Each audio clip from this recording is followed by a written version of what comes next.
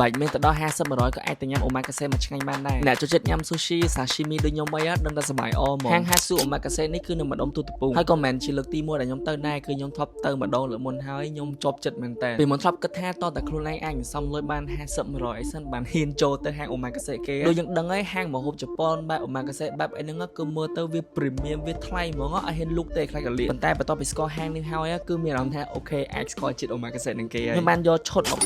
27.9 គាត់មានឈុតច្រើនប្រភេទអស់នេះអាចមើលតាមនឹងបានអាសេតខ្ញុំញ៉ាំហ្នឹងមាន15មុខជាមួយនឹងភេសជ្ជៈ1ក្រាម1អីចឹងទៅហើយមុខម្ហូបដែលខ្ញុំចូលចិត្តជាងគេបំផុតហ្នឹងគឺ sashimi ហ្នឹងឯងតោះនេះគឺត្រីឆាទាំង salmon ទាំង tuna សុទ្ធតែជាម្ហូបសម្រាប់ចិត្តរបស់ខ្ញុំហើយ salmon គាត់ហ្នឹងគឺញ៉ាំទៅ creamy មែនតើមិនបាច់ជ្រលក់ទឹកស៊ីអ៊ីវក៏ឆ្ងាញ់ដែរខ្ញុំដឹងថាការញ៉ាំត្រីឆាហ្នឹង is not the best for you វាថាវាមិនមែនល្អចំពោះសុខភាពទេបើសិនជាយើងញ៉ាំញឹកញាប់ពេករហងៃអីចឹងប៉ុន្តែយូរម្ដងយើងញ៉ាំទៅដើម្បីបំពេញតម្រូវការនិងចំណង់ចំណូលចិត្តរបស់ខ្លួនឯងហើយបើសំលុយគ្របទៅញ៉ាំនៅ omakase ទៅបបិសោតញ៉ាំនៅហាងបែប fancy ចឹងធ្វើឲ្យរសជាតិម្ហូបយើងកាន់តែឆ្ងាញ់ជាងមុនទៀតសំខាន់ក្នុង set ហ្នឹងមាន wagyu A4 ទៀតបងប្អូនសាច់គោកម្រិតគុណភាពខ្ពស់គេបើសួរថាញ៉ាំទៅវាអាលេក្នុងមាត់ដូចតកកដែលគេនិយាយហ្នឹងគឺអត់អាលេទេបងប្អូនគ្នាញ៉ាំទៅទៅពីដូចតែសាច់គោយើងដែរបើរសជាតិត្រីនេះចង់ក្រោយរៀងប្រៃតិចបងប្អូនគ្នាដោយសារគាត់ត្រាំជាមួយគ្រឿងមួយអីច្រើនចឹងបើបងប្អូននេះញ៉ាំជាមួយនឹងអាពួកសារាយពួកទឹកសសនៅក្នុងគាត់ទៅវាចូលចិត្តគ្នាកាត់ជាតិប្រៃបានច្រើនមួយទៀតចំពោះអ្នកអត់សូវចេះញ៉ាំពួកគ្រឿងសមុទ្រច្រើនណាបងប្អូនគ្នាដាក់ wasabi ចូលទឹកស៊ីអ៊ីវវិញច្រើនតិចដើម្បីឲ្យវាជួយកាត់ភាពឆ្អាបហើយ wasabi នៅកន្លែងគាត់ហ្នឹងវាអត់ឈួលខ្លាំងទេបងប្អូនគ្នាមកល្មមញ៉ាំមកបាទណាមានបាយញ៉ាំតិច